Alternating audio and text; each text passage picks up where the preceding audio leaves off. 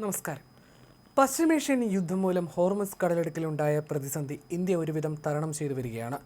എന്നാൽ സ്വതവേ സാമ്പത്തികമായി തകർന്നു നിൽക്കുന്ന പാകിസ്ഥാൻ പോലെയൊരു രാജ്യം ഇതോടെ ഒന്നുകൂടി പാപ്പരായിരിക്കുകയാണ്.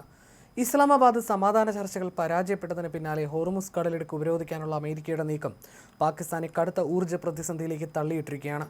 ഇപ്പോൾ നഗരങ്ങളിൽ പ്രതിദിനം 6 മുതൽ 10 മണിക്കൂർ വരെയും ഗ്രാമീണ മേഖലകളിൽ 12 മുതൽ 18 മണിക്കൂർ വരെയും പവർ കട്ട് ഏർപ്പെടുത്തിയിരിക്കുകയാണ്. ഇന്ധന ഇറക്കുമതിക്കായി പണമില്ലാത്ത സാമ്പത്തിക പ്രതിസന്ധി മൂലമാണിത്.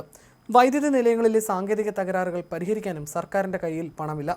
കടുത്ത വേനൽക്കാലത്ത് വൈദ്യുതിയുടെ ആവശ്യം വർദ്ധിച്ചതും പ്രശ്നമായി. ഊർജ്ജം ലാഭിക്കുന്നതിനായി വിപണികളും മാളുകളും നേരത്തെ അടയ്ക്കാൻ സർക്കാർ ഉത്തരവിട്ടിട്ടുണ്ട്. കൂടാതെ സർക്കാർ ഓഫീസുകളുടെ പ്രവർത്തന സമയത്തിലും മാറ്റങ്ങൾ വരുത്തിയിട്ടുണ്ട്. കടുത്ത പവർ കട്ട് വ്യവസായ മേഖലയും ചെറുകിട ബിസിനസ്സുകളെയും വലിയ രീതിയിൽ ബാധിച്ചിട്ടുണ്ട്. ഇത് രാജ്യത്തിൻ്റെ സാമ്പത്തിക തകർച്ചയുടെ ആഴം വർദ്ധിപ്പിക്കുന്നു. വൈദ്യുതി പ്രതിസന്ധിക്ക് പുറമെ LPG വിതരണം കൂടി തടസ്സപ്പെട്ടതോടെ പാകിസ്ഥാനിലെ ജനജീവിതം നരകതുല്യമായിരിക്കുകയാണ്. രാജ്യത്തെ ഏറ്റവും വലിയ നഗരമായ കറാച്ചിയിലാണ് പ്രതിസന്ധി ഏറ്റവും രൂക്ഷം. അപ്രഖ്യാപിതമായി ഗ്യാസ് വിതരണം നിലച്ചതോടെ ആയിരക്കണക്കിന് വീടുകളിൽ അടുപ്പുകൾ പുകയുന്നില്ല.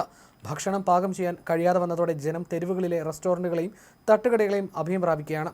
റൊട്ടിക്കും നാനുമായിട്ടുള്ള വലിയ ക്യൂവാണ് നഗരത്തിലെങ്ങും കാണാൻ കഴിയുന്നത്. സമാന്തര മാർഗമായി LPG സിലിണ്ടറുകൾ വാങ്ങാൻ എത്തുന്നവരെയും കാത്തിരിക്കുന്നത് നിരാശയാണ്. പലയിടങ്ങളിലും സ്റ്റോക്ക് തീർന്നതും ഉള്ളവയ്ക്ക് വലിയ വില ഈടാക്കുന്നതും ജനങ്ങളെ പ്രകോപിപ്പിക്കുന്നു.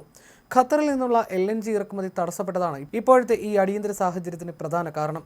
പശ്ചിമേഷ്യയിലെ സംഘർഷത്തെ തുടർന്ന് ഖത്തർ തങ്ങളുടെ ഗ്യാസ് കയറ്റുമതിയിൽ നിയന്ത്രണം ഏർപ്പെടുത്തിയിട്ടുണ്ട്. ഇതോടെ പാകിസ്ഥാനിലെ ഊർജ്ജ നിലയങ്ങളുടെ പ്രവർത്തനം താളം തെറ്റി. പരീക്ഷാകാലത്ത് വിദ്യാർത്ഥികൾക്കും ഈ വൈദ്യുതി ഗ്യാസ് ക്ഷാമം വലിയ തിരിച്ചടിയായി. കറാച്ചി പോലുള്ള നഗരങ്ങളിൽ 2 ആഴ്ചയായി അപ്രഖ്യാപിത പാചകവാതക നിയന്ത്രണം നിലനിൽക്കുകയാണ്. പലയിടത്തും ദിവസം 6 മണിക്കൂർ മാത്രമാണ് പാചകവാതകം ലഭ്യമാകുന്നത്. ഉച്ചസമയങ്ങളിൽ വിതരണം പൂർണ്ണമായി നിലയ്ക്കുന്നു. LPG സിലിണ്ടറുകളുടെ വില കുത്തനെ ഉയർന്നു. 11.67 കിലോയുടെ ഗാർഹിക സിലിണ്ടറുകൾക്ക് പലയിടത്തും 3900 മുതൽ 5100 പാകിസ്ഥാൻ രൂപ വരെ നൽകേണ്ടി വരുന്നു. കൃത്രിമക്ഷാമവും പൂഴ്ത്തിവെപ്പും ഇതിൻ്റെ ആഘാതം വർദ്ധിപ്പിക്കുന്നു. ലാഹോർ, കറാച്ചി തുടങ്ങിയ നഗരങ്ങളിലെ ടെക്സ്റ്റൈൽ ഉൾപ്പെടെയുള്ള വ്യവസായശാലകളുടെ പ്രവർത്തനം ഗ്യാസ് ലഭ്യത കുറഞ്ഞതിനാൽ ഭാഗികമായി തടസ്സപ്പെട്ടു.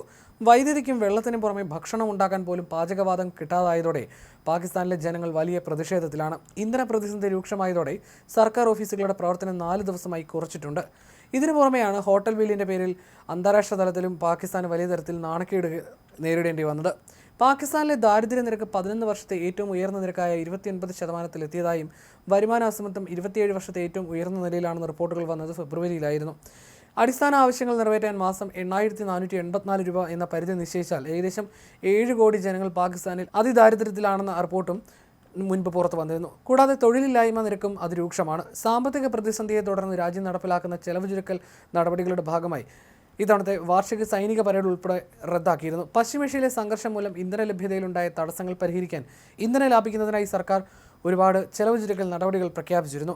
ഔദ്യോഗിക വാഹനങ്ങൾക്കുള്ള ഇന്ധന അലവൻസിൽ 50% വെട്ടിക്കുറയ്ക്കുന്നതും ആഴ്ചയിൽ 4 ദിവസമാക്കി പ്രവൃത്തി ദിവസം മാറ്റിയതുമൊക്കെ ഇതിൻ്റെ ഭാഗമായിരുന്നു. കൂടാതെ പൊതുമേഖലയിലെ 50% ജീവനക്കാർ വീട്ടിലിരുന്ന് ജോലി ചെയ്യാനുള്ള തീരുമാനവും ഇതിൻ്റെ ഭാഗമായിരുന്നു. IMFൻ്റെ നിരീക്ഷണത്തിൽ തുടരുന്ന പാകിസ്ഥാൻ കടുത്ത സാമ്പത്തിക പ്രതിസന്ധിയിലൂടെയാണ് കടന്നു പോകുന്നത്.